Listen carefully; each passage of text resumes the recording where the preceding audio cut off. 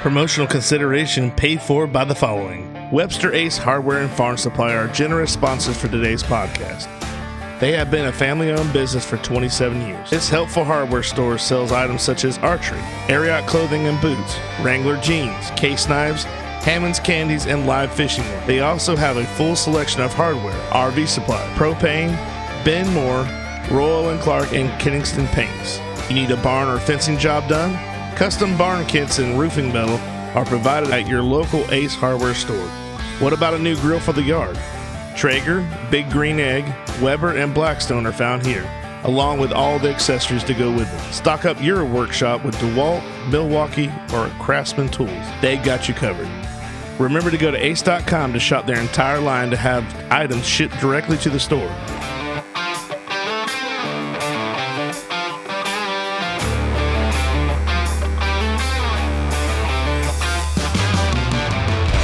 Welcome back to another edition of the Goblay Show. I'm your host, Billy Goble, and today we have a special guest. He is a 2019 graduate from South Sumter High, and I don't want to get too much into it because we want to save the good stuff for later. So without further ado, I want to introduce Mr. Hector Arredondo. Hector, welcome to the Goblay Show. What's up, man? Nice to finally make it. Yeah, how you doing, man? Good, man. How are you? Good. It's hot. Yes, real hot.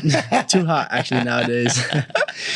Just when you think you're getting used to it, and you're like, oh my gosh, what is going on? This is like, I don't remember it being this hot last year. But it's the same exact heat. Well, last year felt hot, but this year it was still hot. But the thing about it is August was whenever I really felt like the heat. Because before I was like, July was hot. You know, I was like, that's whatever. I'm used to it. It's July in Florida. But August, I'm like, all right, it's going to start cooling down. No, I just full throttle since August. Yeah. We I worked in the theme parks for 16 years. And so that's the thing is a lot of people, we joked with guests, so like, it'd be like June or July. And they're like, oh my gosh, it's so hot. And I'm like, wait till August. Literally wait till August. And it's been like that, like consistently every year, like wait till August. Even September. September can be hot too. And it's getting hotter by the year, so it's getting even worse. It's brutal. Yeah. I don't think it's been really that bad this year because of all the rain we've been getting. It's been cooling down there. Yeah, it does cool down, but it also makes it more humid though once that rain goes away and you start sweating. Especially working outside, because like you know how that gets. So what do you work outside? What do you do now? Right now I'm working outside. I work with my dad. I help him in his landscaping business in the villages, and I'm also about to start this part-time coaching job at this travel ball organization that me and my brothers coach for. So I'm trying to do that full-time. Cool. Hopefully transition into that, but we'll see how that plays out.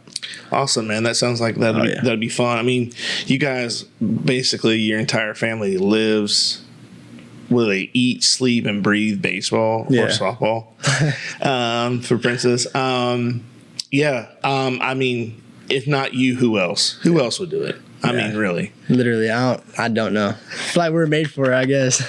Yeah, I mean, certain families are meant for a distinguished thing. And there's like in football, you got like the Matthews family, like Clay Matthews, Bruce Matthews, all the Matthews guys. But I think your family is, and I don't think you would have it any other way. You know what I'm saying? For sure.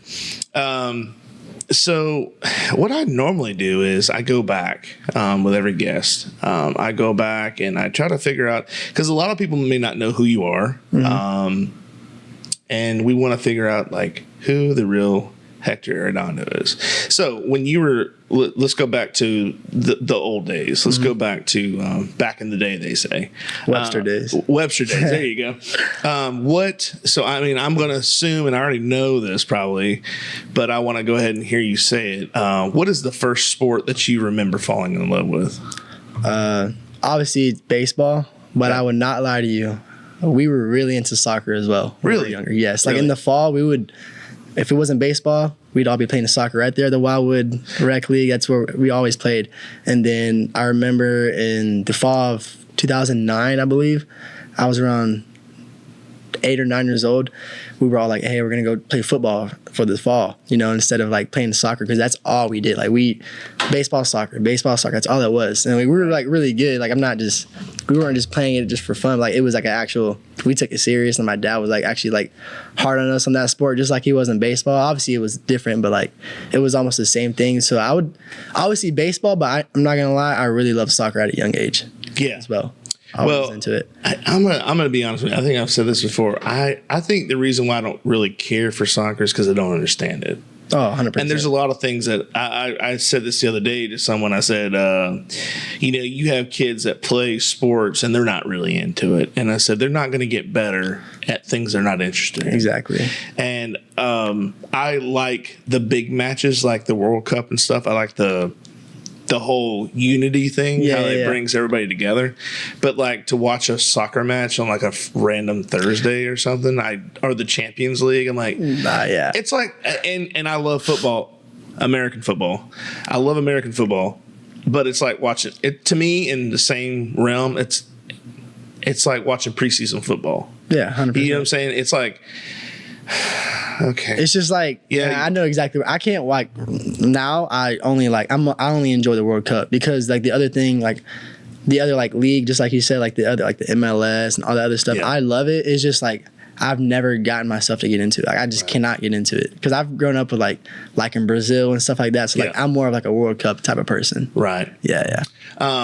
You know, that, like I said, it's one of those things where you just either you do know about it or you don't. Yeah. You know, but now listen, the Orlando City, they have a sweet stadium over there. I've never been to a game, but I hear they get pretty crazy over there. But I've been to a football game there, like American football. It was a college game. It was the Cure Bowl. Cure Bowl. So it was during bowl season. Okay. And it was Georgia Southern at Liberty, and that was when Debo. He won. Okay. Deontay Grant. I mean, he wasn't playing, but I still went to see him. He was on crutches. He had hurt his leg. I think it's ACL or MCL or whatever. And but it was pretty. It was pretty cool experience.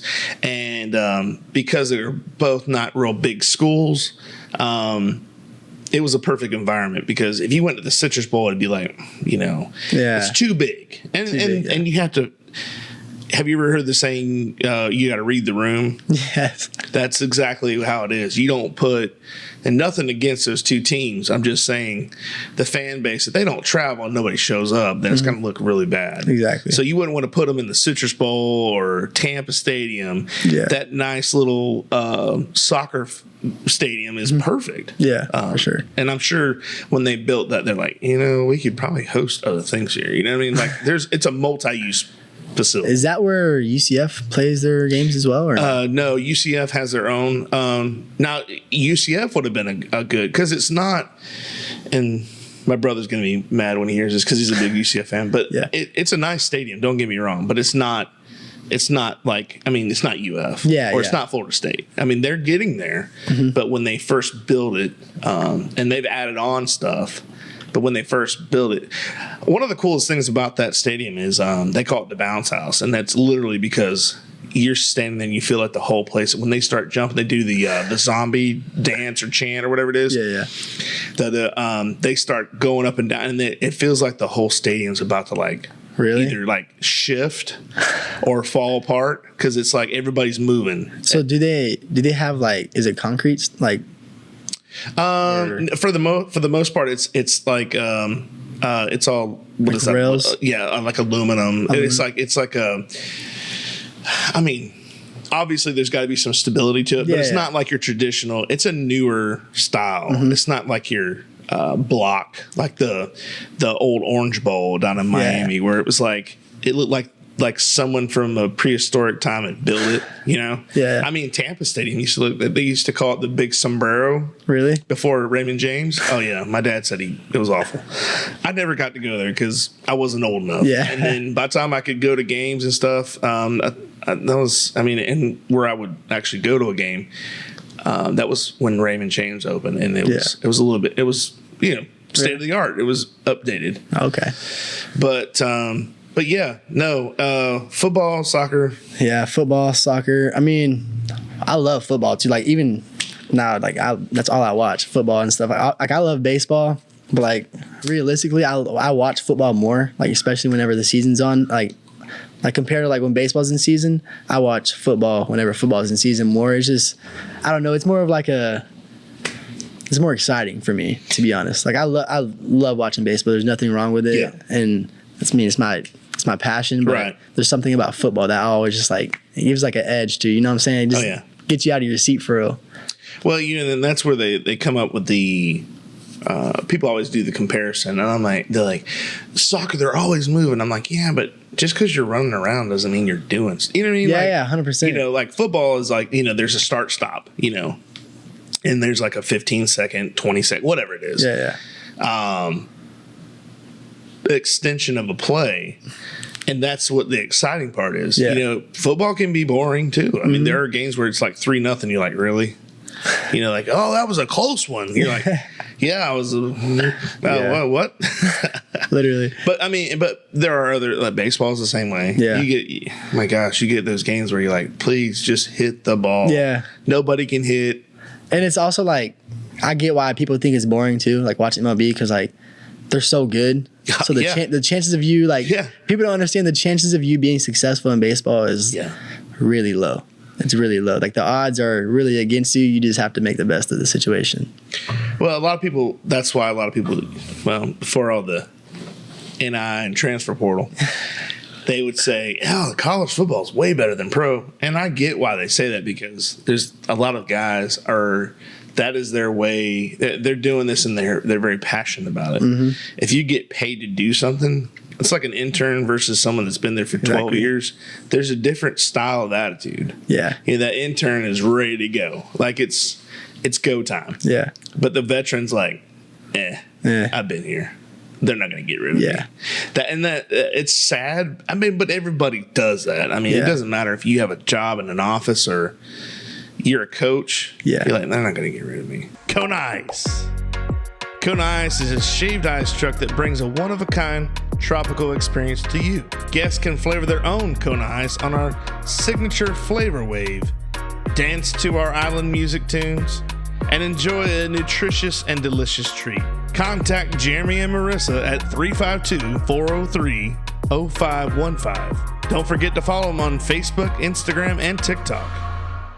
Yeah, especially if you have the experience there, like if you've already been through all the rookie stuff, that's what I feel like. And I like NIL. I really do love the idea of it, because they're making millions of dollars off of you while you're over there playing college or whatever, or they were in the past years. Now it's different because they're all getting paid now. But I feel like the only thing that's wrong with it is like it gives some people like, it don't give them nothing to really work for anymore. Like, it don't give them nothing to like look towards to, like, back then you go to college, right? You're like, okay, I'm grinding for this. I want to like be successful. I want to make money. I want to do all that. Like you're doing it. You're in college to like, you're trying your best to get to the money, And now Absolutely. Like it's all on you're basically getting paid. Some of them are getting paid more than the guys in the NFL, which is insane. Yeah. Like the 5 stars, and like, you're like, whoa. You just look at the NIL amount, you're like, geez, like you could be done playing this year and you're set for the rest of your life.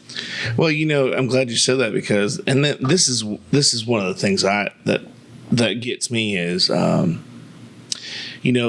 with the high school guys now there are restrictions, and they've come out and said that there are different things that they have to go by and blah, blah, blah. The school can still be fined, blah, blah, blah. Okay. But at one point you're thinking, man, some of these kids could get paid more than the coaches do. And some of the coaches, if you're in a big school, you're getting paid a lot of money. Oh yeah. But I'm like, and think about this. You're closer to that age group than I am, obviously. Yeah. So what your mentality, I'm not saying you in particular, but your generation, we'll say, chances are they're going to be like, hey, I don't have to do as much to get where I'm going. I'm not saying every kid's like that, but there are kids that do that. 100%. Really talented kids. Mm-hmm. And they still need to put forth the effort. They still need to put in the work. A lot of work. Because if you don't continue that process, you're just going to be average. You'll still be average, even though you think. I mean, and you could be really good, but you could be even better if you just kept going. Yeah, just people don't realize like the extra step that you're scared to take is probably the best thing for you to do. Yeah, I mean, you buy a new knife, it's sharp, right? Mm-hmm. But eventually it gets dull. Yeah, but it's still a knife, still right? A knife, and you still want to, but if you keep sharpening it, it'll still work. You keep using it, right? It's the same thing. That's the way I think about it. 100%. But there's a lot of athletes, and used to. So years ago, I remember listening to this radio. I used to listen to talk radio, and this girl called in. This is probably 2005 or 6. This girl called in. She's like, "Yeah, if I get a degree, I expect," this is the exact words, I'll never forget it, "I expect to be making $100,000 a year." And I'm like, right out of college, really? Really? You have no experience, nothing? Nobody's going to hand over the reins like, all right, we got Tammy in accounting. She's brand new. She's going to take over this multi-million corporate. No. Yeah. No. Welcome to the real world. Yeah. I mean, but you still got to work for it. 100%. And go get your degree. That's going to help you be successful. But you still got to learn how to do it. Yeah. And that comes with experience. Exactly. So, baseball. Tell me about your childhood. Growing up, playing baseball. Man, really, it's all been baseball and work. I feel like we're just such like, I feel like it was just, obviously my dad, like everyone knows him, he was a great hitter and stuff, but I feel like that kind of like got passed down to us in such a way, like, I don't know, it's just always, we've always been like, I have 3 brothers, so there's 4 boys, 1 girl, obviously, so like when we were younger, we always like, it was perfect because, like when you're younger, you want to play games and stuff with your brother, like you want to play against people. We always had a 2v2. So I mean, growing up, that's one thing I would never forget is like the memories I made with my brothers, because like my brothers obviously, and like that was, you won't get those times back, especially now. Like as I'm older, I'm realizing like, wow, I'm like, I will never be able to like go outside and play with them like that again. Like now we do it with like our nephew and like their kids and stuff, but like it's just, that's basically what all I've been known. Like go outside. Like people always talk about, hey, we've always seen y'all outside. That's all y'all do. You're outside, like long tossing across the driveway from like road to road. Like we're literally trying like throwing block from block. And they're like, wow, like y'all out there every single day. And we're like, it's just what we do, man. It's basically all we've known, to be honest. So do you think that's why, one of the reasons why when people, you've seen the reels where they'll show like, back in the day, like at school, it's like the day before Christmas break. They show all these different nostalgic videos, pictures, and they play that same music every time, and it makes you instantly transform back into whenever. It doesn't matter if you went to school 40 years ago or 10 years ago. Mm-hmm. Doesn't matter. You automatically go back in time, and you are reliving those memories in your head, and it's the one video that I watched, the guy said, why is it every time somebody posts these, and then he just starts breaking down, man, because he's like, why are those days so great? Yeah. We still had problems. Yeah. People still did what they do now. I mean, it's not like it's changed a lot. I mean, some things have changed, but not a lot. I think it's just the grand scheme of things where you have this, I don't want to say like utopia thing where you're like, it's a perfect world. Mm-hmm. Imagine how great was it when you were a kid? Great. Amazing. Great times, right? Yeah, it's just your parents, you feel like they just had everything under control. Like you never had to worry about it. You just had fun and listen to them, obviously, whenever they tell you what to do. But yeah, it's just, I don't know. Yeah. Now, like, obviously I'm 23. I'm going, like, I've been to that age where I'm like, I'm seeing how things work, and like this is one of the weirdest transitions into my life growing up, because I'm like, wow, like I didn't see things how I do now. Like I was a senior a couple years ago, but I didn't look at the world how I do now. Like I'm a completely different person, and like how I view stuff now. I'm like, wow, like I wish I could go back. Not to like high school, but like back to like when I was a kid, and like you didn't have to worry about none of this. Like you didn't ever think this is even going to become a thing, obviously, because you're so young for so long. You don't expect like adulthood to come at you so fast. Right. Yeah. And it's funny because even when like you graduated in 2019. Yeah. So that wasn't even, it was almost 5 years ago, right? 5 years, maybe. I'm not quick on the math, but it's pretty close. And it's funny how even as much less time than me, it's been 25 years, bro. This year will be 25. It always makes you feel like, when you're growing up, you hear the old people go, well, back in my day, and you're like, oh man, they just keep talking about these days. And you had no clue. And now I'm talking to some of my players. I'm like, back when I was here, I'm like, wow, I really do sound old, don't I? I'm like, wow, this is really kicking in. Yeah.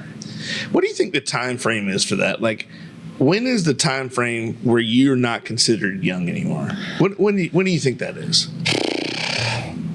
Honestly, I don't look at it as a time frame. I feel like it's how you carry yourself. Because, I mean, you could be 30-something, but you still have, like, I wouldn't say act like a kid or like a young 20-year-old, but, like, you just, like, how would I say this? I'm trying to, like, I wouldn't put a time frame on it. I would just be like, I'm confused on this part. Well, if you like I'll give you an example. So when you like I'll be coaching even like my stepson. He's 10. He's playing Pop Warner Wolfpack. And I'll say something like that was either really popular like in my time or even in the last 30 years or say 10 years ago. He has no clue. And he looks at me like, what are you talking about? And just recently I took my two nieces shopping, and I said something. I said something like, "It's all good, Gina." I always say that all the time, like from Martin. Okay. See, you know what I'm talking about, right? Okay. So Martin Lawrence is still around. He's not 90 years old, but he would go, "It's all good, Gina." So I always say that every time I say, "It's all good, Gina." I think I said that or something like that, and they're looking at me like, "What did you just say?" And then we got like kids walking around saying skibbity now or whatever. And I'm like, what is I don't even know what that means. I don't even know what that means either. But every time I say it, I'll just be joking around. I'll be like, hey, Jay, skibbity. And or like skibbity something. He goes, don't say that. Like, it's like I dropped the F-bomb or something. I'm like, what's going on? And so, I mean, it's just weird how we evolve these sayings and stuff. And like lingo and all this stuff. And I feel like social media now has the biggest effect on all of us and on how we like look at things in the real world now. Does anybody say YOLO anymore? Maybe they're joking around. I don't know. I haven't heard that since like middle school. See, that's what I'm saying. Yeah, it's been a minute. You'd watch a video of somebody jump off a cliff, they're like, YOLO! I'm like, not now. Yeah, now, I don't even know what they say now. Like, I don't. Skibbity. Oh, that'd be skibbity. And they're like, don't say that. Yeah, I know, right? I haven't heard YOLO in so long. That's funny you brought that up. Well, it's funny. All I do is listen to podcasts more. So I have at my job, I drive a lot. So there's a podcast called History That Doesn't Suck. And they're talking about something. I'm trying to remember what it was about. It was about the it was about Andrew Jackson and when the Alamo happened and all that. Mm-hmm. And one of the guys said some phrase, and he said, or in today, or the old version of YOLO. And I was like, oh my gosh, I haven't heard that in so long. What did he say? I don't remember exactly what he said, but he was like, that was like back in the day, it would be like saying YOLO. Oh, really? Yeah, but see, people talk so different back then. They're like, they would say like some of the, like they were talking about a debate, not a debate really, but like almost like someone was taking a stab at somebody in the paper. Yeah. So it was like he blah blah blah henceforth, and it's like, and you're like, I don't even know what he just said. Yeah, but they're like, ooh, brutal, like that was a low blow there. I'm like, oh my god, it's so proper. Yeah, and it's like, wow, it sounds pretty nice to me if you ask me, but I've heard a lot worse. Yeah, way worse, especially nowadays. Yeah. Catfish Johnny's Restaurant, serving the Lake Pennsauken and surrounding areas since 1990. For the last 33 years, we have strived to serve great food at great prices and a friendly, casual atmosphere. If seafood isn't your thing, our burgers or wings are the best around. We have daily specials too. Check us out on Facebook or Instagram for more information. But it's funny how people talk. The evolution of our language. It's amazing how it changes so quickly, like you said. And you're yelling out YOLO, jumping off the waterfall, and the next day they're like, that's not cool anymore. Yeah. Like, what? You're old. You're like, yeah, you're cut off. Old. Grandpa. You don't want to be labeled old either. Yeah, no, never. What's funny is the other night I had one of the at the football game, one of the girls that helps with the SMAC girls, the medicine, sports medicine. Yeah. Sports medicine athletic trainer. I think I didn't want to say the whole SMAT word. She came and she's like, "Hey, I've seen your podcast," and I was like, "What?" I was like, don't take this the wrong way, but I don't get a lot of young people that listen to this. Yeah. She's like, "Oh no." She's like, "I think it's great." I'm like, "Okay, all right, well." Doing some. I'm like, "Thanks." And then I'm like, YOLO. No, I'm just kidding. No, but it's funny how things, when you think something's great, it's not. But when you think, oh, this is gonna be stupid, whatever, then it turns out to be one of the coolest things you've ever done. Well, I mean, I feel like that's how everything is. Like everything that's successful, or every business, or everything in the world that's like successful now. I'm pretty sure at the beginning they've all had their own ideas and like doubts. They're like, "Oh, like this is dumb. I don't even know why I'm doing this." There's like one or two people watching me or whatever. But you never know. Like at the end of the day, one video, one click, like one thing can change your life forever. Like you could, hopefully this happens to you, but you could have a podcast and something interesting comes up, something out of nowhere, just you blow up. Now your podcast is known all around the world. Like you never know. Like that's what I like about life, because sometimes you just get thrown unexpected things, but it's like a blessing in disguise, to be honest. I'm glad you said that, because I was telling, and I appreciate that too. Yeah. I was telling Jace the other day that sometimes hearing the word no is not a bad thing. Mm-hmm. You know what I mean? Sometimes we are wanting to hear that word yes badly that when you hear no, we automatically think of it as a negative thing. Mm-hmm. And I've done a lot of things in my life, and there are a lot of times where I wish I heard that word no. Oh. You know what I'm saying? Like, 100%. and like work, you think this is going to be great. I wish I wouldn't have got that job. Uh-huh. But that's how you live and you learn. You learn what to do. And I think everything, no matter what, if it's a relationship, your job, whatever, things happen to you for a reason. Everything happens for a reason. And it makes you a better person. If not, it totally changes you. Yeah. So, and you haven't gotten there yet, because I'm going to say 20-year-old Billy. So you're not there quite yet. Yeah. But 20-year-old Hector is going to be different than 40-year-old Hector. Oh, yeah. You know what I'm saying? And 20 years feels like an eternity, but it's not. Yeah. Like I just said, this is our 25 years ago, I was a senior in high school, starting my senior year. Yeah. And it's like, man, you talk about where did the time go? Literally. And it goes by, they say time is a thief. It absolutely is, dude. My nieces that I took shopping, they're 14 and 12. And I remember when they were born. I mean, it was like, weren't you just learning how to talk yesterday? Yeah, right.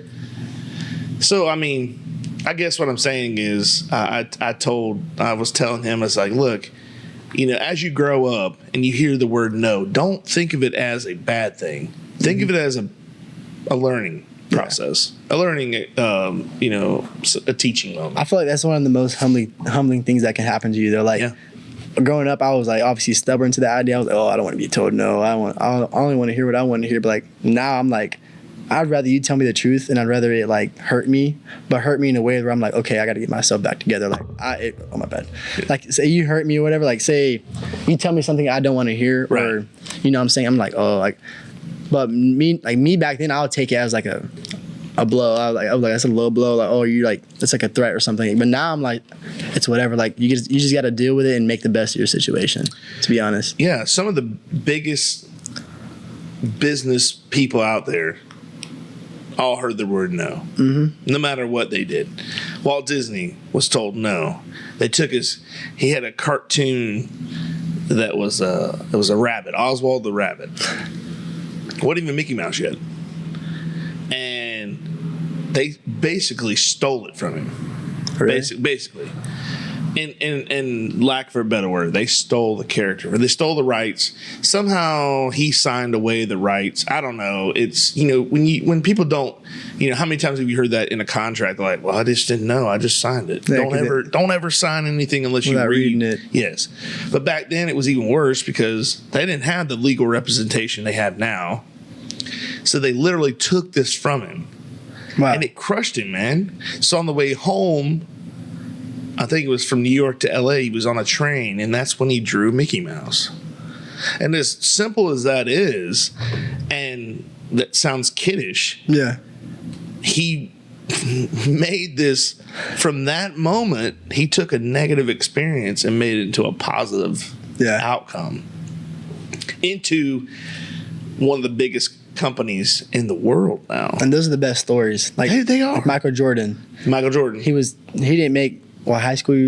I think it was JV basketball game. Yeah, was it for 1 or 2 years? Or 1 year? I don't know how many years, but I just know that he got cut, and like you would never know that. And like I didn't know that until I got older. Yeah. Like, I was like, oh, he's a great, like, you only see success, but you don't see like what comes with it, everything behind it. And that's what people don't understand. They're like, they think everything comes easy. Like, even sometimes with me, I have that issue. I'm like, oh, okay, like I want this and I think it's going to come pretty easy. But I'm like, okay, when I get myself in that situation, I'm like, wow, I got to really work 10 times harder to like actually see the results, or like for it to even work out, or for it even like for you to even see a difference, I feel like. And I think a lot of people, and I've said this before, I think a lot of people are afraid to ask for help.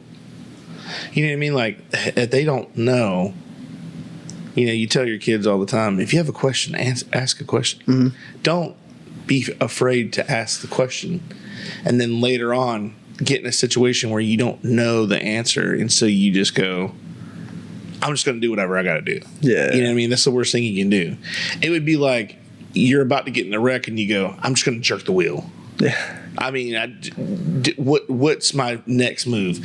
I don't know. I'm just going to improvise. Yeah. I mean, sometimes that works. Yeah. It's happened to me before, but I had no other choice. But what I'm saying is, it can happen and it can work out for you, but sometimes it doesn't. Yeah. And I don't know. It's just one of those things where people, they can put themselves in predicaments where they have to work harder. Some people aren't put on there purposely. They are they grow up in a rough environment. I gave the example of Herschel Walker. Herschel Walker was bullied. He was picked on. That made him want to do 10 times more of the work. It builds character. Yes. But if he hadn't have gotten that, ridicule and the negative treatment, what he had been is hungry. Yeah. You know what I'm saying? Like, what I think, again, that situation is like hearing the word no. Yeah. Because a lot of people go, well, they just don't want me, And it's not even that, you're just not ready. Duto Realty is a homegrown business with an eye for getting the job done right. From football games to Sunday school and everything in between, these ladies care about our community and the people in it. Helping buyers and sellers in all of Florida with all types of transactions, including residential, commercial, farm, or vacant land. They do it all. They even offer auction services and sellouts to always get the job done right. Have you heard about Terrence Crawford? You know, the boxer? No. He's a black boxer right now. He's really good. Okay. And he's actually like on a roll right now. So I've seen the videos on him, and his mom, she basically told him he wasn't like, I'm not gonna say the word, but like she basically told him he wasn't something like that growing up. But like it wasn't like she kind of meant it in a way, but at the same time I guess she used that, like she was trying to use that as fuel for him, like for himself to like get like fired up. Like she would literally pay kids around the neighborhood to fight her son.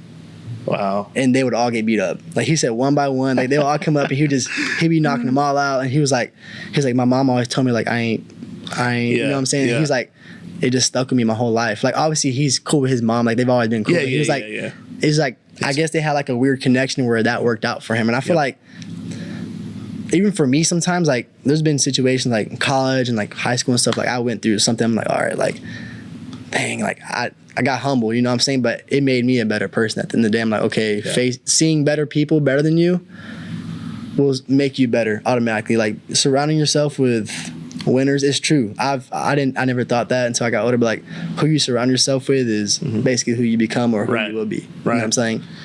Like if it looks like a dog, walks like a dog, it probably is a dog, right? Right. 9 times out of 10. 9 times out of 10. What do you think makes people, you know, and you've seen this because I know you coach, somebody can do something absolutely the right way you want them to do it, but let's just say out of 10 times, twice. The other 8 times, they mess up somehow. What do you think makes that? I always say, you did it right once. Why can't we do it again? You know what I mean? Like, I'm just, you know what I'm saying? Like say, just say, for example, you're doing infield, right? And you hit the ball to second or short. They throw it to second to first. Routine play. They do it. You know, that happens every game almost. You're talking about like a double play? Yeah. Okay. A double play, yeah. 6-4-3. 6-4-3. But, and I know I'm not talking about the runner itself because the runners are different. Some are faster. Yeah. But I'm talking about throwing wise, just the throwing. Mm-hmm. It's the same thing you do every time, but every time is different. Yeah. You know what I'm saying? Do you see what I mean? No, I know exactly what you're talking about. Yeah. It's just, I feel like it's all about focus. It is. It's 100% up here. 100% focus. It's 100% up here. Because the moment you take away something in a sport, or like the moment you like back off a little bit, you're not where you were right before that. I promise you're not where you were. And like in college, like I go on hitting streaks. I'm tearing it up. I get a little bit too comfortable or content, and then one thing happens. I'm like, okay, like I'm okay with it. But then you think about it, you're like, wow, I really wasn't focused. Yeah. Because if you focus, if you literally just focus, I feel like that's like the most important thing in sports. Like your mental has to be there all the time, because just like you said, 2 times out of 10, maybe the other 8 times he wasn't focused or as locked in as he was in the first 2 times, because he was trying to do the things right the first time. That's a good answer. Yeah, I mean, that's exactly why. I mean, do you meditate at all? I mean, a lot of athletes do like a meditation where that helps them to focus. Like, do you honestly, I don't meditate. I've looked into doing it. I've been wanting to do it. It's just my head's been freaking everywhere. So I don't even have time. But like, I don't know. Like, I exercise, so like I feel like that's kind of like a way for like an escape. That's kind of like my meditation, I guess. You know, it gives me peace nowadays, because that's I don't play baseball no more, but like I coach and like stuff now. But like, I don't want to just sit down and be lazy. I'm young and stuff, so like I like to get active, and like that brings me peace nowadays. Like if anything brings me more peace, it's probably working on myself. Yeah. I feel like meditation's like 90% just breathing. Me too. I mean, look, I could be completely wrong, but in my own mind, I'm thinking, if you ever look at somebody next time. If you ever watch a video of somebody meditate, okay, it ain't the pose. It's about the breathing. It's about calming yourself down. And people are the anxiety is anxiety is for real. Yeah. Like, I didn't believe in anxiety until like like I don't ever hardly get a panic attack, but I've had one, and I was like, when it was over with, it's almost like you black out, and you go, what just happened? The first time it ever happened to me, I was working at Disney, and I was at the Hollywood Studios, and I was working at a new place. Never been there before.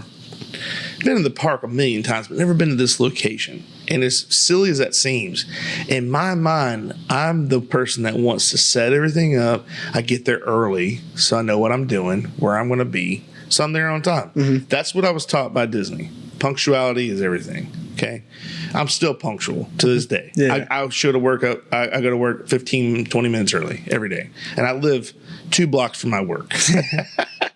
So it's not. I mean, I could literally wait, and go about 5 till 7 o'clock every morning. And I know I don't do that. But I got there and I could not figure out where I was going, and I remember just this panic, sheer panic. And my friend Susan Valkenberg, she's like, Billy, you got to calm down. It was like I was paranoid, like I was almost high, I was so like I don't know what I'm doing. I don't and I don't know why. That's never happened before. Is what I'm saying. But that's when I realized this is real. Like this really does happen. I always thought it was made up. You know, I remember this girl one time, she had a panic attack, and I was like, she's playing. There ain't nothing wrong with that girl. And then when it hits you, then you understand. And it's like, man, I cannot imagine doing this, because people have panic attacks all the time. Every day. I couldn't imagine. Because I still remember how that felt.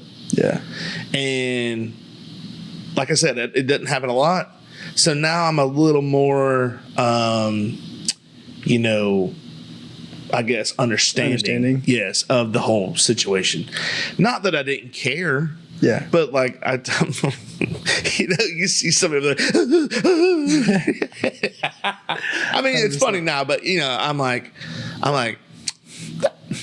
there ain't nothing wrong with her. 100%. Like I remember, I was young and immature in school sometimes, like I was a teenager. But I remember one time in school, high school, like this girl was having a panic attack, and I'm over here like, ain't no big deal, like give it a little chuckle or whatever. But like now I'm like grown, and I look back, I'm like, wow, why was I even like that? Because like I understand people actually go through stuff, and like you don't really think about that at that age, because you're so young and fresh, like everything's just so like rainbows and butterflies. You don't think there's anything wrong with like people, but at the end of the day, there really is.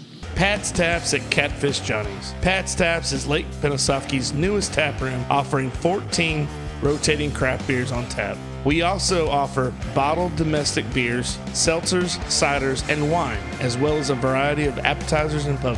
Our family-friendly tap room is a great place to come hang out and enjoy some one-of-a-kind craft beer. You can find us on Facebook, Instagram, or the Untapped app. And that's like, I don't know, you really don't know about something until it happens to you. That's what I was going to say. Experience. Right. Is what it all is. Yeah, I mean, then that's the thing, is going back to experience. So that lady, unless you know and you've been there, you really can't say or know how it feels. Growing up, I had asthma, and a friend of mine had asthma. Now, when you have asthma as a kid, it sucks, but you normally outgrow it. Okay, I'd say 95% of the time that you outgrow it. I outgrew mine. Okay, thank God. How old were you when you outgrew it? My last. And see, going back to the panic attack, I should know how that feels, because it's almost the same as having an asthma attack. You can't breathe. And the last one I had, I was in high school. No, I take that back. I just started Disney. So that was like, I was 19 years old. And that summer that I started, I was 18, sorry. That summer we had really bad forest fires.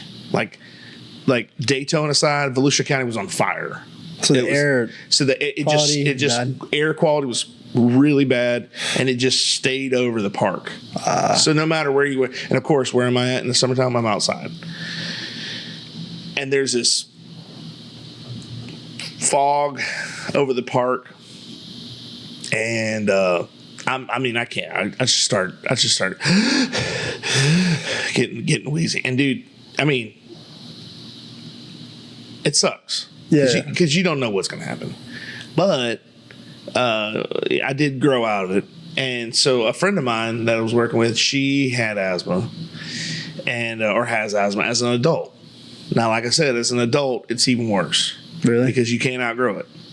It's done. You're done. You have it. You're done. You have asthma for the rest of your life. Wow. But as far as I know, I mean, I haven't heard anybody kick it. That's not like it's like allergy. You know, sometimes you can beat a certain thing. No, you have it for a while. Wow. So she has a panic attack or asthma attack, and what the cool part was, she knew I had asthma. She knew what I knew what she was going through. She made everybody leave but me. So that made me feel really, really good about it, because I'm like, all right, calm. And I'm like one of those people that's like, all right, calm down. It's gonna be all right, you know, because I think that makes the situation even worse. Yeah. You know, when you, I mean, your arm could be hanging off, and I'm like, all right, it's good. We're gonna put a Band-Aid on it, so it's all good. I'm the same way. I'm trying to ease every situation. It don't matter what it is. I'm like, there's a little good to this. You're missing a limb and you're bleeding out. You're like, no, it's good. We'll just duct tape it back on. You're fine, bro. We'll put it back on. You're good. You're good. But it was fun. It was nice to have her find that confidence in me. Like, you know, I felt good. Yeah. And one of the tricks is you get a hot shower. If you start to see, when you have asthma, you have my dad called it the croup, and I didn't know this is it's actually a medical term. I thought it was just making some word up, but it's called the croup, and it's basically it's like this. You sound like a dog barking. You can't breathe. So you're like, it's just like almost like a seal. It's like a dry. It's like dry. But not dry. It sounds dry, but it's not. It's very like phlegmy. You know, like whatever. So, and you get in the shower and you just let the hot water.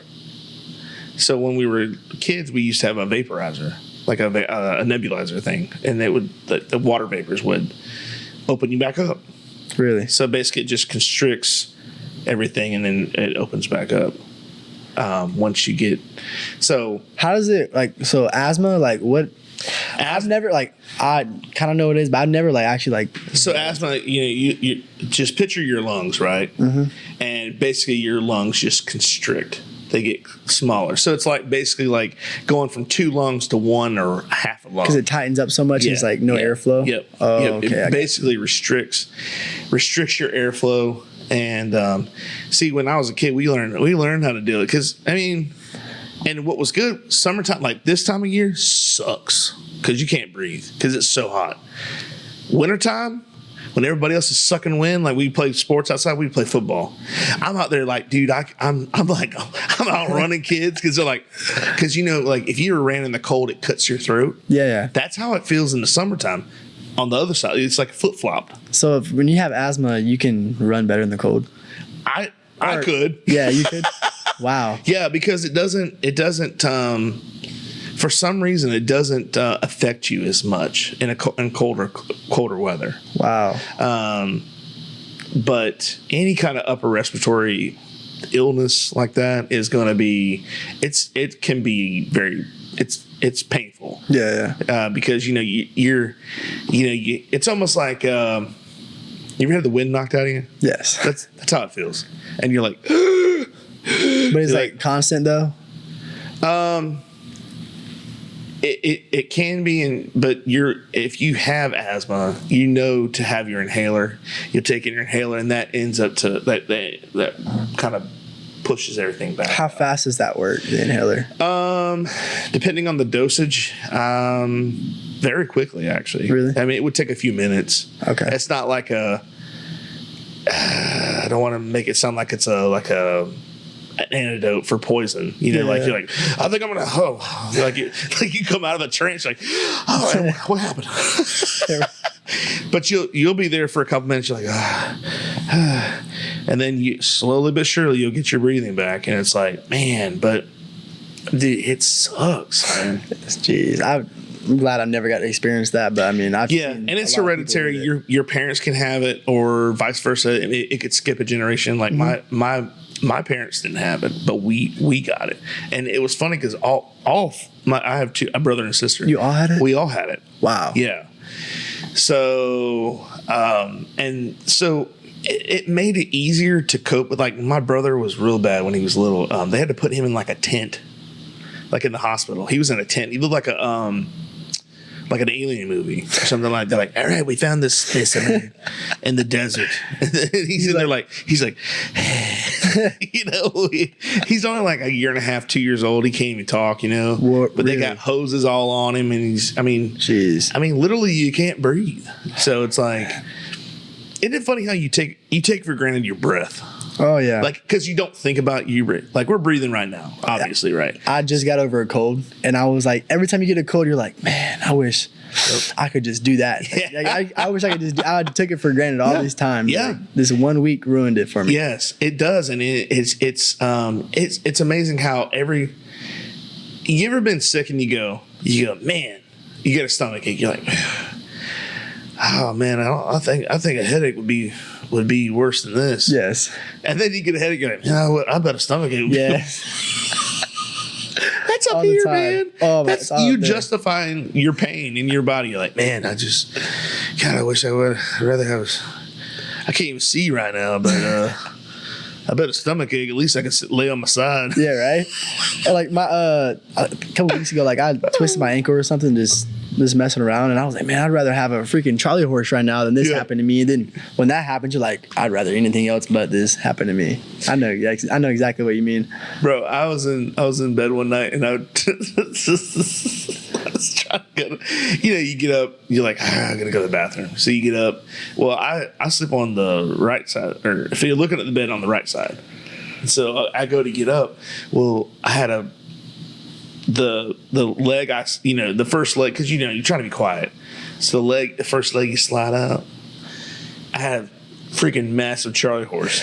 Oh my goodness. So I was like, So, and of course it can't go anywhere because that's my plant foot. Like, I'm like, oh God, oh God. And then you're like trying not to wake up my wife. Like, yeah, right, trying to be quiet.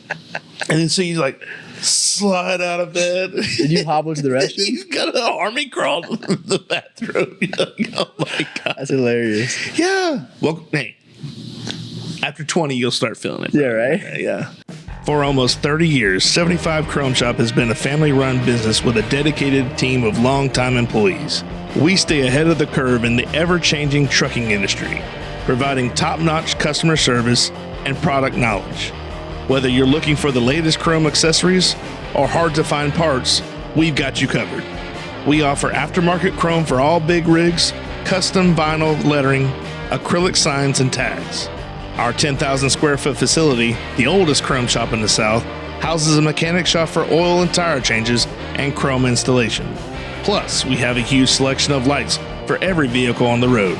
Don't miss our annual truck show every April, featuring over 200 trucks and family-friendly entertainment. Visit 75 Chrome Shop today, your truck's new best friend. Whether your water is supplied by a public municipality or a private well, for residential or commercial use, Purified Water Services LLC has the solutions to provide you with simply clean water. We offer a complete line of professional water filtration equipment and accessories. Soft water makes a difference you can see and feel. Water heater and appliances last longer with less maintenance. Iron and H2S filters eliminate iron stains and offensive rotten egg odors and protects your water softener equipment from iron fouling. No matter what your problem is, Purified Water Services LLC has a solution. Contact Kenny Williams at 352-446-2709. I don't know, man. It comes and goes, man. There's little things there's things that'll happen to you that you don't even know exist. I know. And then you hear somebody at work talking about, yeah, my freaking heel's been killing me. You're like, that was last week. Yeah. Yeah, and I hear that now. I'm like, and I think about that too. Like, as I get older, I know things are going to happen to me, like, health-wise and stuff. Yeah. Like, God forbid it ain't nothing, like, crazy, but, like, certain pains and, like, certain stuff as you get older, like, you just naturally start to feel it. And people like your age or, like, people a little older than me, they're like, man, I'm starting to feel a little old. I'm over here like, how do you feel like that? I'm like, but now I'm like, I'm not going to say anything because I know it's going to humble me once I become that age too. Well, and I tried one time to go to the gym with some of the guys, some of the young bucks, and that was a travesty the next day. I could not move. I thought I was dead. I remember I was like, oh my God, I'm paralyzed. And I just moved my eyes. That's it. Every part of my body was hurting. Especially when you don't go for like a long time. Yeah. That's the worst. Yeah, that's me. And then I go balls to the wall. Like I'm keeping up with 20-year-olds. They're like, all right, let's do some leg squats. Ooh. And I'm sitting there and I'm like, oh yeah, put some weight on there. Yeah. And I start pushing them up. And the next day I'm like, well, I guarantee you were probably sore for 2 days because it's always that second day. That's I think I was sore for about 2 weeks. 2 weeks. Dude, I'm telling you, man, it creeps on you, and then it just tackles you. Especially if you do leg day after like a long time of not doing it. Those are the worst. I never got cramps. I never really cramped a lot, any. And I'm telling you, that Charlie horse, man, is like that's the worst pain. And the worst part is okay. So another story was someone lost a tooth, and we had to make sure the tooth fairy came. Mm-hmm. Well, I was making sure the tooth fairy came, if you know what I'm saying. So I'm Marmy crawling low to make sure I'm not detected. Make the exchange, and as I turned to go to the door, probably had the worst Charlie horse I've ever had in my life, and I couldn't scream. Yeah, because the tooth fairy is there. For obvious reasons, and I didn't want to scare the tooth fairy. So literally, I was like, I would have lost it right there, exposed. And so I was like, So I was like, oh my God. I was like, God forbid someone wakes up and like, what are you doing? He's like, hello. He like moving stuff around, like just straightening up the place. Like something off of a movie. It's literally something off of a movie. Yes. So I had to crawl. I had to drag I've been shot. Just dragging myself out of the room. Oh my gosh! I cannot. Well, wait till you have kids. Yeah. Well, I can wait, but like I'm saying, Yeah, on your own time. But it's one of those things where when you're not ready for it, like those situations, you're like, I wouldn't have expected to get a Charlie horse in the middle of doing be a tooth fairy, doing my civil duties as a. Yeah, no, but I mean it happens, and you learn different things, and you make me feel like I'm gonna catch a cramp pretty soon. I've been on a good roll lately. I don't know why, but I don't know. I hope I don't get one soon. One time we were playing football at my house. I had the backyard. And I mowed it down. It looked like turf, astroturf. It was really cool. We painted it. Put a big star there on Thanksgiving. Had our the Cowboys. Had a whole field. Are you a Cowboys fan? Diehard Cowboys fan. Yeah. So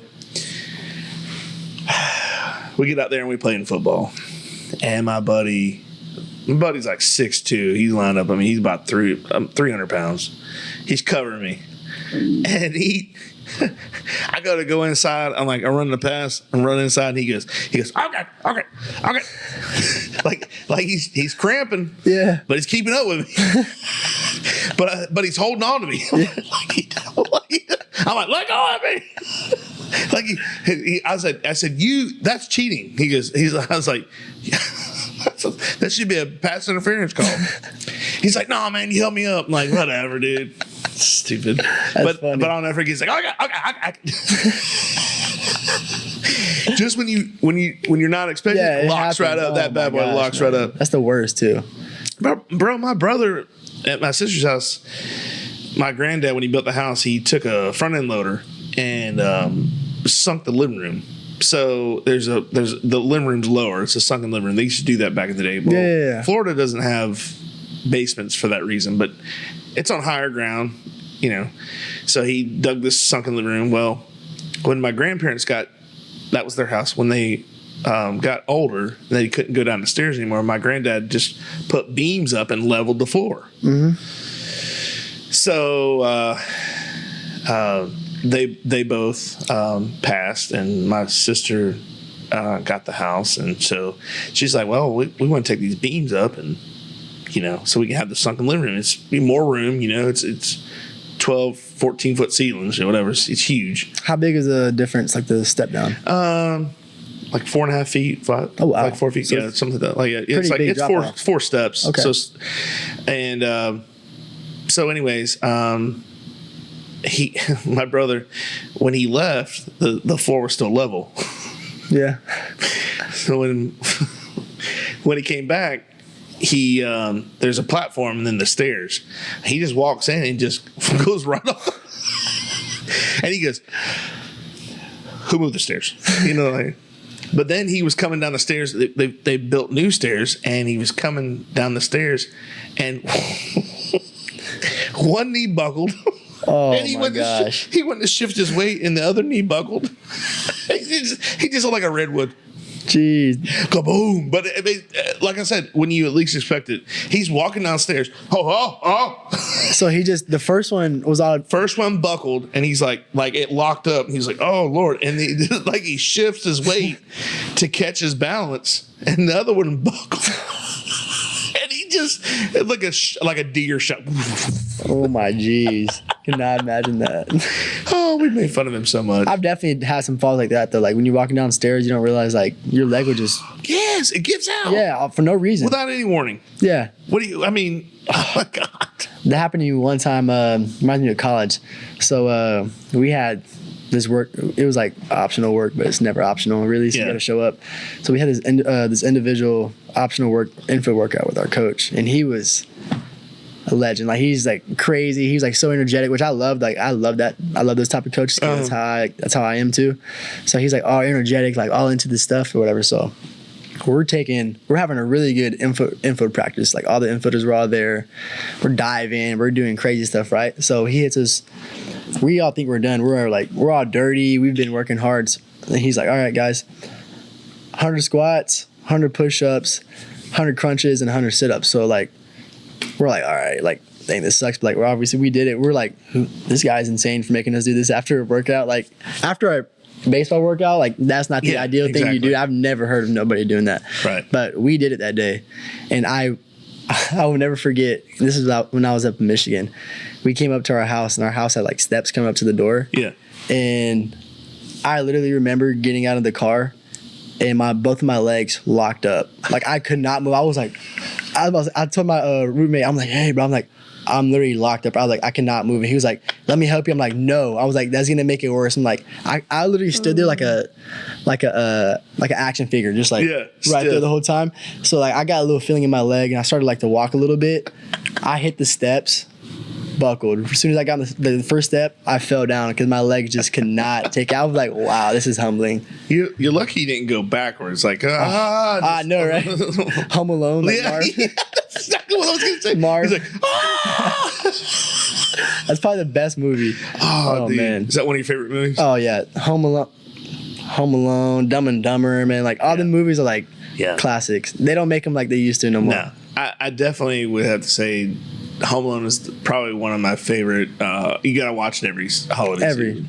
I mean, you can watch it anytime, but it just makes it even more special when it's at Christmas time. Yeah. But Marv. Marv. Or whenever the thing falls on his head and he gets was that the iron? The iron, yeah. That hits him in the face. It hits him in the face. Yeah, he's got the face, the thing. Speaking of which, him, maybe you remember Rookie of the Year. Rookie of the Year. Yeah. So he's in it, right? He's the Yeah. Okay, so one of the things was I think he's hilarious. Daniel Stern. Yeah, he's always like chewing the gum. He's like yeah. His name in the movie I can't remember his name is, but he I know what you're talking about though.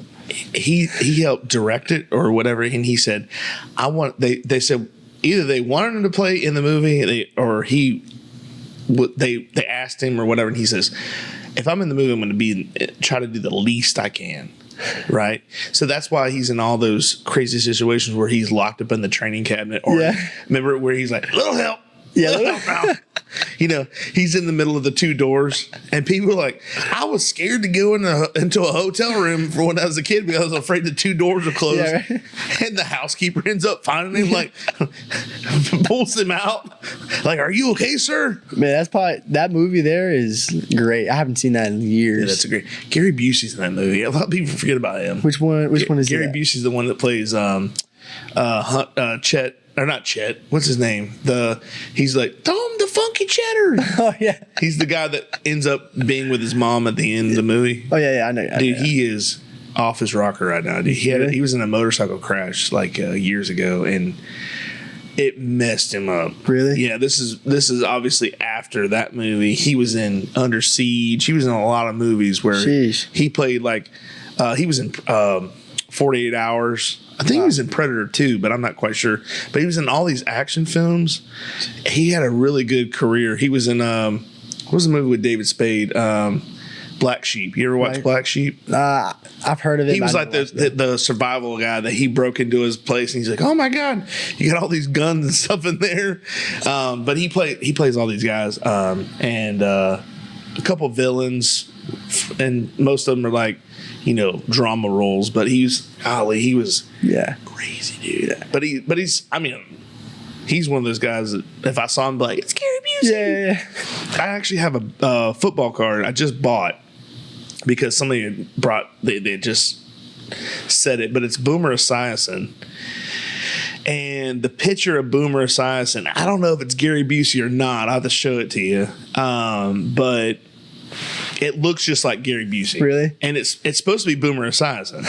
So I don't know if it's like they messed the card up, put the wrong person on there, or he was just looking like Gary Busey that day. I don't understand. But no, Daniel Stern in that movie, he's like, little help. Dude, little help now. I love he plays in the movie Bushwhacked. I haven't seen that. I think it's Bushwhacked. It's like he's like a camp, like a Boy Scout leader. Oh, and all these little kids go camping with him or whatever. And it's like, dude, have you never seen it? No, I don't think so. Oh man, that movie's good. Is it older movie? Yeah. Yeah. Well, late 90s. Okay. Sure. Yeah. And probably I've seen another good one he was in was City Slickers. You ever see City Slickers? I don't think I've seen that one. Oh, what? Yeah, you gotta see that. Yeah, I gotta see it. Yeah, it's Billy Crystal, he's a big baseball fan. He mentions a lot of baseball references in there and stuff. And but yeah, Daniel Stern is pretty funny in that role. Yeah. And he was let's play some ball. He said he's insane. He always does the comedic guys that you would know, but nobody wanted, like, they're like, no, you can't make that guy because that's a real person, and it's like that guy's him every time. I feel like he's like that in real life too. Like I feel like it's just so. Yeah, he's super nice guy. Yeah.